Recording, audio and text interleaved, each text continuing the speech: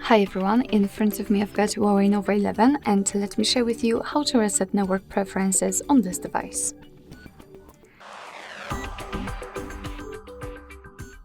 So first of all, let's enter the settings and then we have to scroll down to the very bottom to find System and Updates.